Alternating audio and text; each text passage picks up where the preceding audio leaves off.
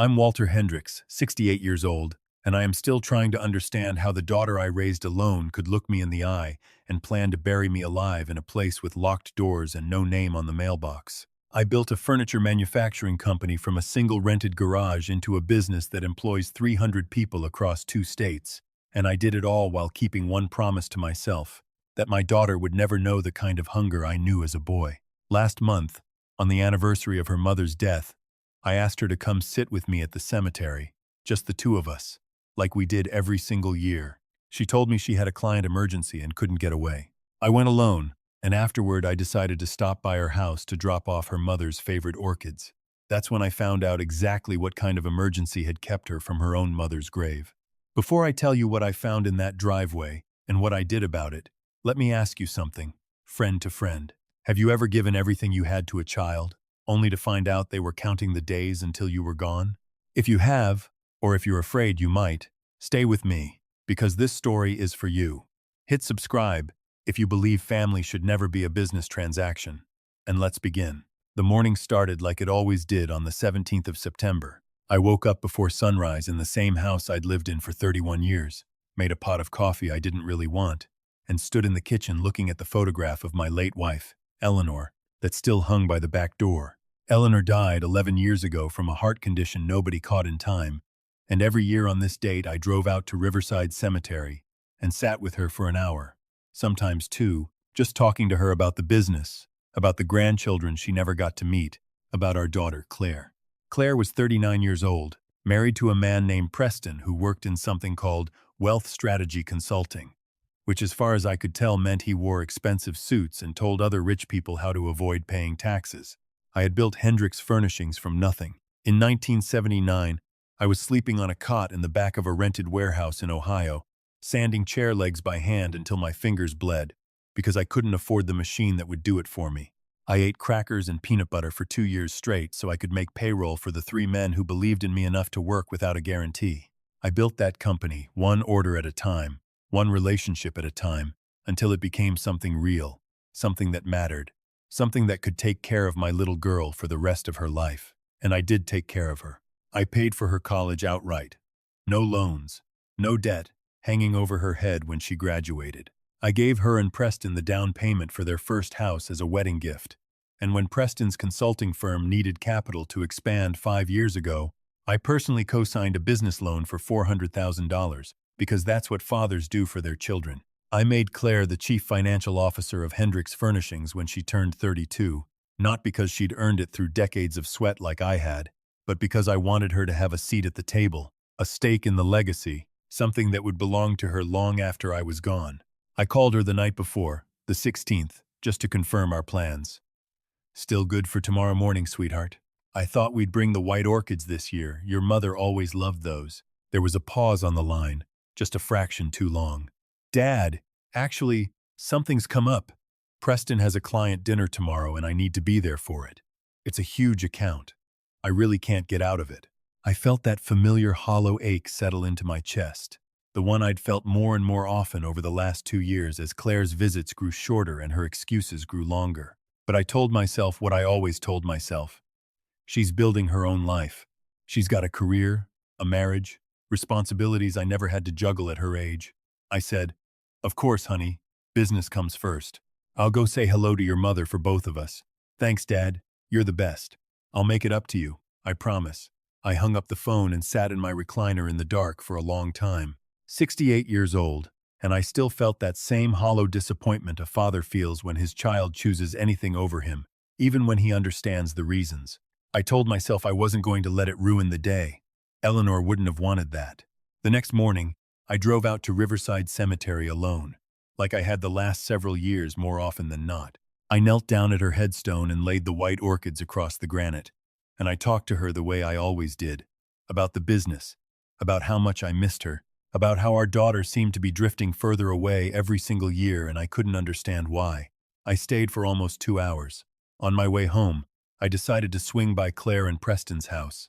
I still had a second bouquet of orchids in the back seat, and I thought, foolishly, that I could at least leave them on her porch with a note, something for her to come home to. A small gesture to remind her that her mother mattered, even if today she couldn't spare the time. I pulled into their neighborhood, a gated community called Somerset Ridge, with manicured lawns and identical brick mailboxes, and as I turned onto their street, I saw Preston's silver Mercedes in the driveway. That struck me as odd. If he had a client dinner tonight, why was he home at 2 in the afternoon on a Tuesday? I parked across the street and sat there for a moment, telling myself there was probably a simple explanation. Maybe the dinner had been moved. Maybe he was working from home that day. I got out of my truck and walked up their driveway, and that's when I heard voices coming from the open garage. Claire's voice, and Preston's, and a third voice I recognized immediately because I'd heard it at every holiday dinner for the last 8 years, laced with that same syrupy sweetness that always made my skin crawl. It was Preston's mother, Diane. I stopped at the edge of the garage, hidden by the angle of the open door, and I listened. "He's getting slower, Claire. I've noticed it too," Diane was saying. "Last month at dinner, he asked me the same question twice within 10 minutes. Twice. And he forgot Preston's promotion completely. Just blanked on it. He's 68, Diane, not 90, Claire said. But there was something in her voice, something testing, something calculating, that made the hollow ache in my chest turn cold. 68 is exactly the age these things start, Diane said. My own father was diagnosed at 69, and looking back, all the signs were there for years before anyone said anything. The forgetfulness, the repetition, the stubbornness about doing everything his own way instead of listening to people who actually know better. Preston's voice joined in, low and measured, the voice of a man who'd clearly rehearsed this conversation many times before. "Claire, baby, all I'm saying is that your father controls 300 jobs and $80 million in company assets, and he refuses to let you make a single major decision without his sign-off. You're the CFO. You built half of the current client relationships, and he still treats you like an intern who needs supervision. I know that, Preston. I live it every day. Then you understand why we need to start thinking ahead," Diane said, her voice dropping lower, more intimate, more poisonous. "Not to hurt him, sweetheart. Never to hurt him. Just to protect the company, and protect your future, and protect this family, before he makes some catastrophic decision that costs everyone everything.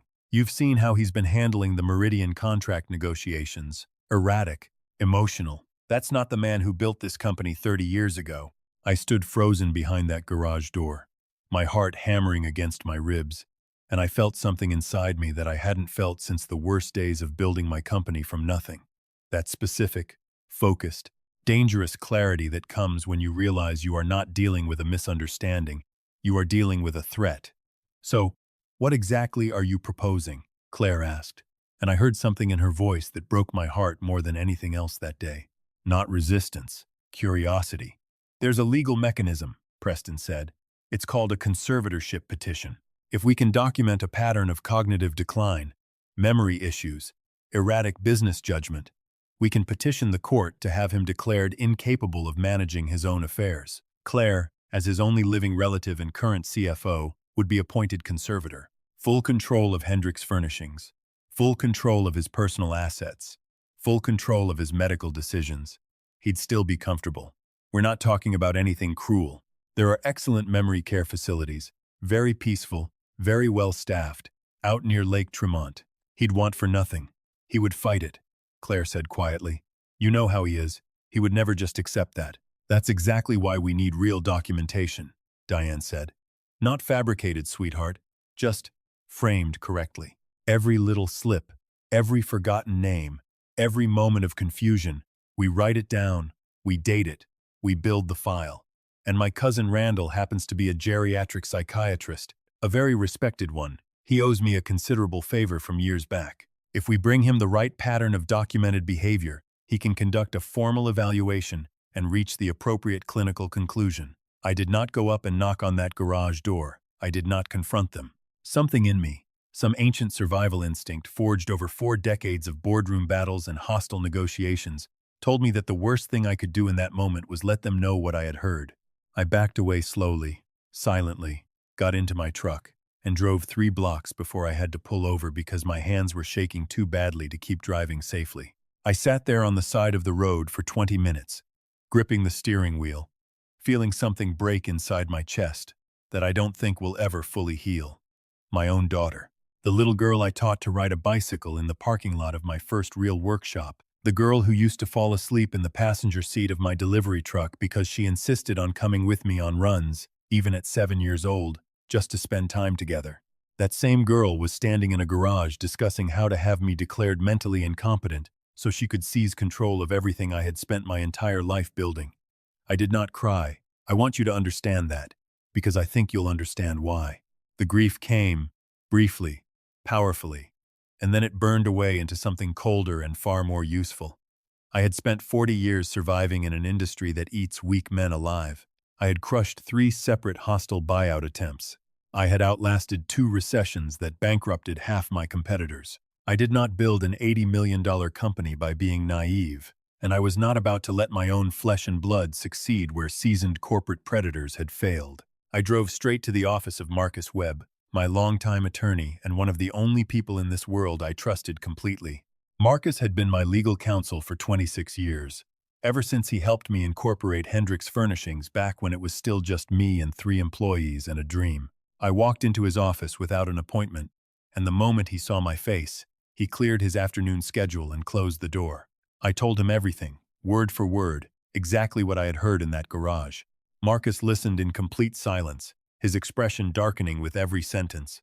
When I finished, he sat back in his chair and let out a long, slow breath. "Walter," he said, "conservatorship fraud, built on fabricated medical documentation, is a serious felony.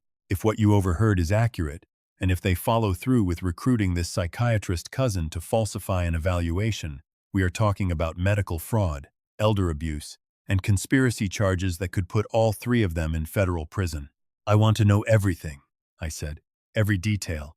I want to know exactly how deep this goes before I do anything at all." "Then we need to move carefully," Marcus said. "If they suspect you know, they'll either accelerate their timeline or bury the evidence.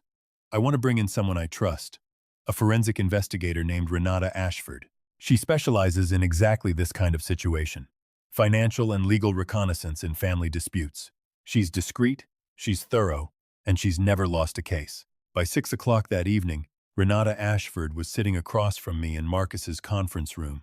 She was a sharp, quiet woman in her 50s, with the kind of watchful stillness that told me immediately she'd seen every version of human betrayal there was to see. I told her everything. She took notes without interrupting once, and when I finished, she asked me a single question. "Mr.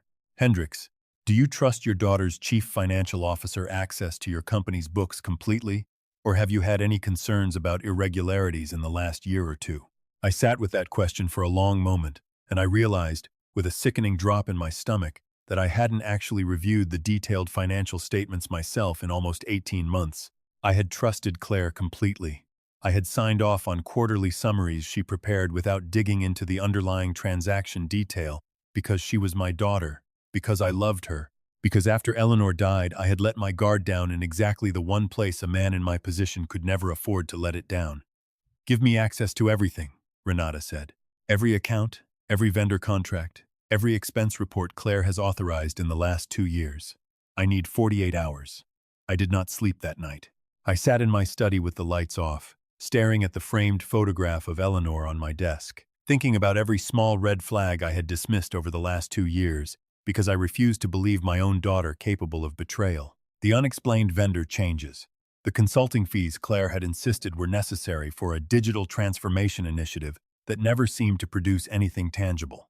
The way she'd started handling certain contracts personally instead of routing them through our normal approval chain, telling me it was streamlining efficiency. 48 hours later, Renata returned to Marcus's office with a leather folder 3 inches thick, and what she showed me made the garage conversation feel almost gentle by comparison. Over the previous 19 months, Claire had authorized $612,000 in payments to a consulting firm called Ashworth Strategic Partners. On paper, Ashworth provided operational efficiency consulting and digital modernization services. In reality, Renata's investigation found no deliverables whatsoever. No reports, no strategy documents, no consultants who had ever set foot in our facilities. Ashworth Strategic Partners had been incorporated in Delaware 14 months earlier, and its sole registered officer was a woman named Vivian Ashworth, who Renata had traced, through property and marriage records, directly to Diane. Vivian was Diane's younger sister. "It gets worse," Renata said, sliding another document across the table. The money didn't stay with Ashworth. Within days of each payment clearing, funds were wired to a private account jointly held by Preston and Diane. Over the last year alone, that account financed a lake house in Michigan, a leased Porsche, and what appears to be a significant deposit toward the purchase of a private medical practice.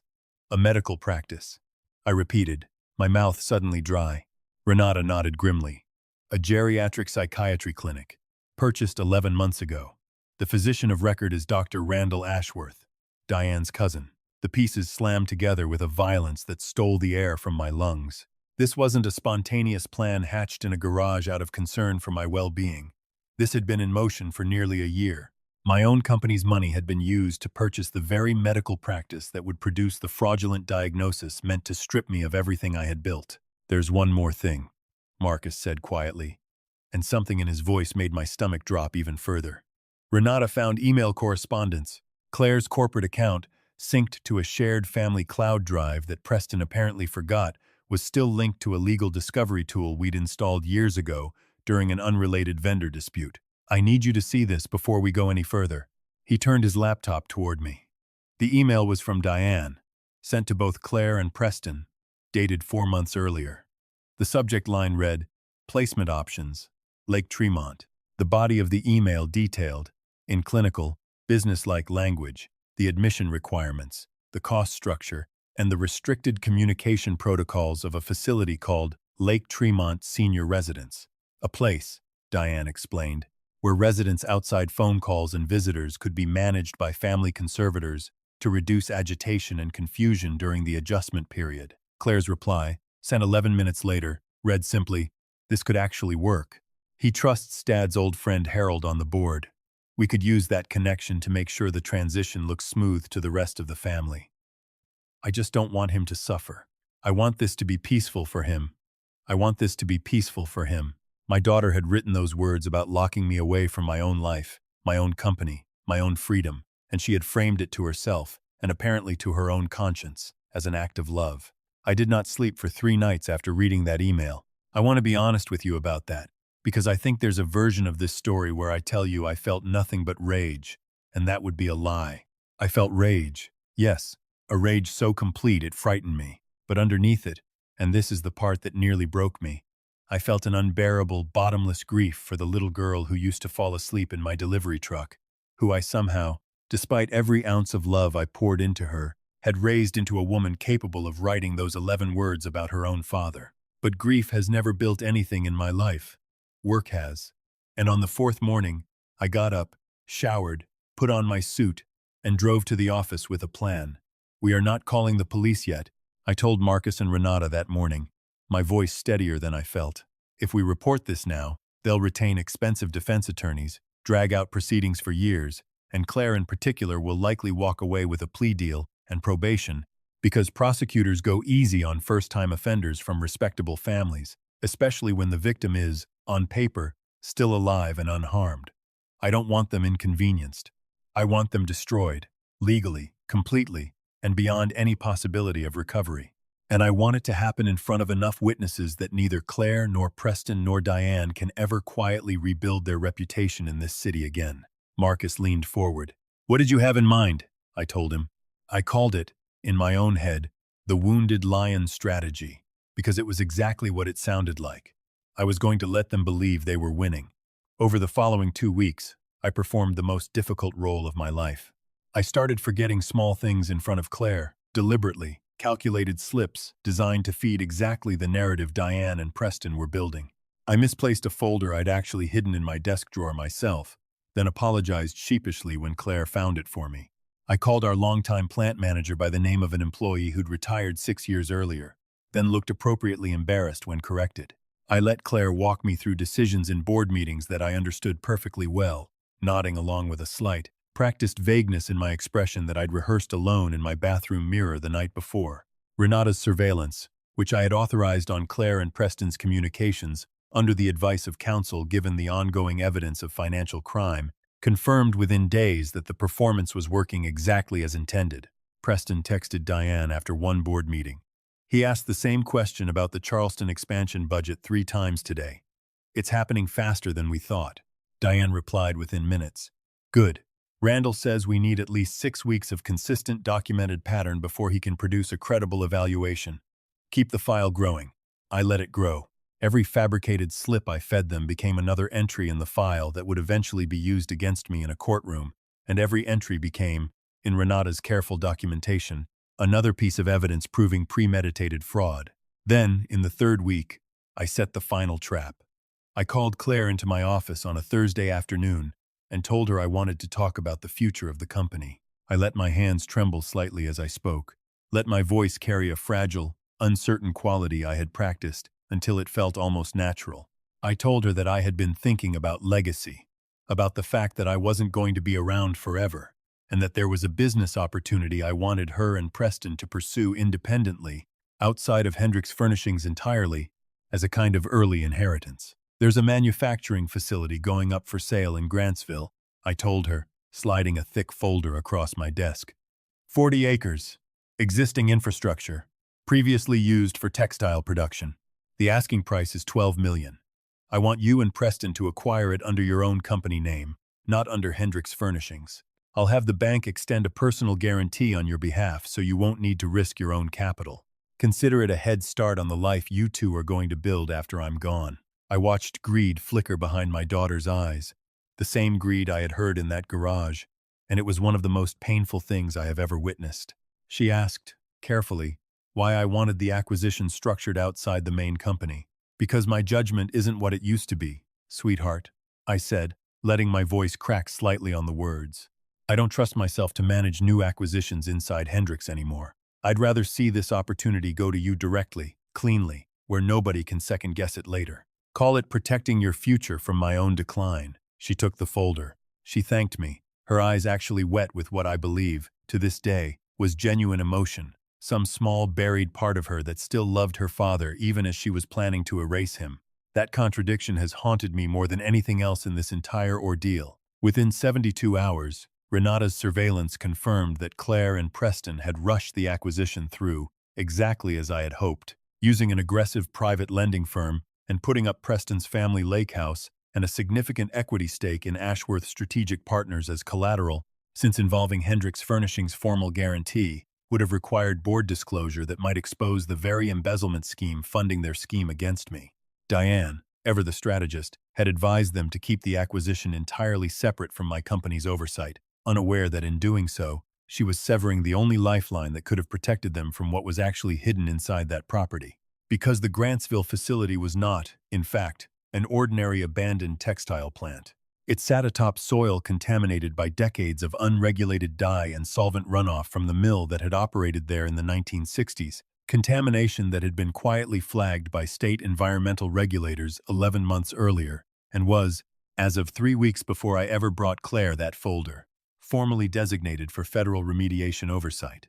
The land was, for all practical purposes, worthless, and whoever held legal title to it would be personally liable for a cleanup that Marcus's environmental counsel estimated at no less than $12 million. I had not lied to Claire about a single fact in that folder. I had simply, deliberately, left out the one document that mattered most, the same way she and Preston had, for over a year, left out the one fact that mattered most to me. The signatures closed on a Friday morning. By Sunday evening, Marcus confirmed that Claire and Preston were now the legally bound, personally liable owners of a $12 million environmental catastrophe, secured against Preston's family lake house and Diane's shell company, entirely disconnected from Hendricks Furnishings and any protection my company's resources might have offered them.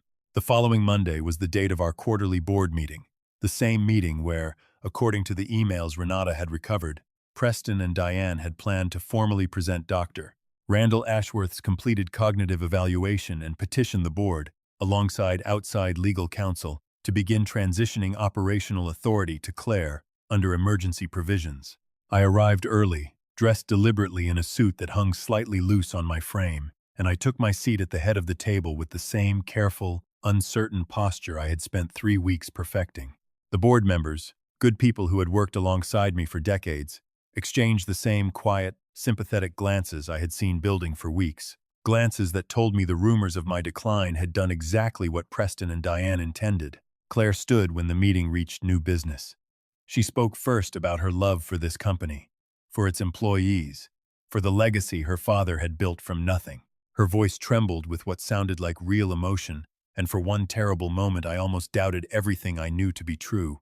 Then she transitioned, gently, carefully, into describing a pattern of concerning behavior she had observed in me over recent months, and she introduced Dr. Randall Ashworth, waiting in the hallway, prepared to present his clinical findings. That was when I stood up.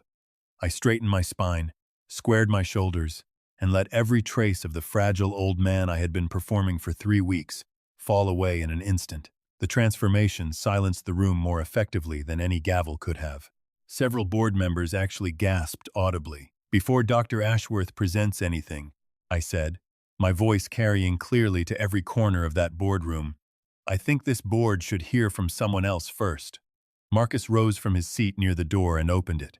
2 men in plain dark suits stepped inside, followed by Renata, and finally, looking pale and visibly shaken, Dr. Randall Ashworth himself, accompanied by a woman who identified herself to the stunned board as an investigator with the State Medical Licensing Board.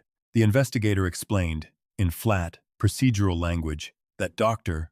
Ashworth had been approached 6 weeks earlier regarding an outstanding malpractice liability that threatened his license, and had been offered a choice: cooperate fully with the ongoing investigation into fraudulent conservatorship documentation, or face prosecution alongside the family members who had recruited him. Dr. Ashworth, visibly trembling, confirmed to the entire board that the cognitive evaluation he had prepared regarding me was fabricated from start to finish, based on second-hand reports fed to him by Diane, and that he had received a promised payment of $200,000 upon successful completion of a court-ordered conservatorship. I watched Claire's face drain of every trace of color.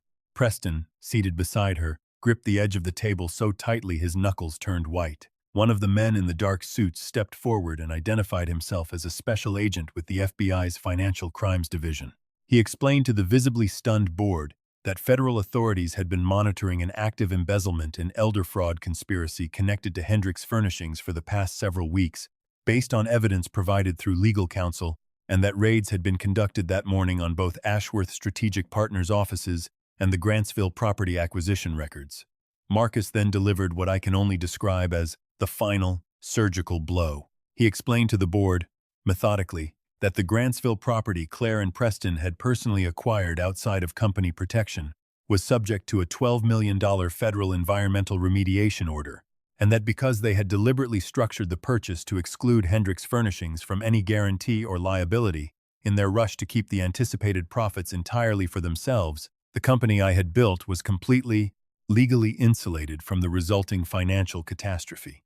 Every dollar of that liability belonged to Claire, Preston, and Diane, personally, permanently, and without any possibility of appeal. Claire's knees buckled. She sat down heavily, staring at me across that long table with an expression I will carry with me for the rest of my life, somewhere between disbelief and something that looked almost like relief, as though some small part of her was grateful the performance was finally over.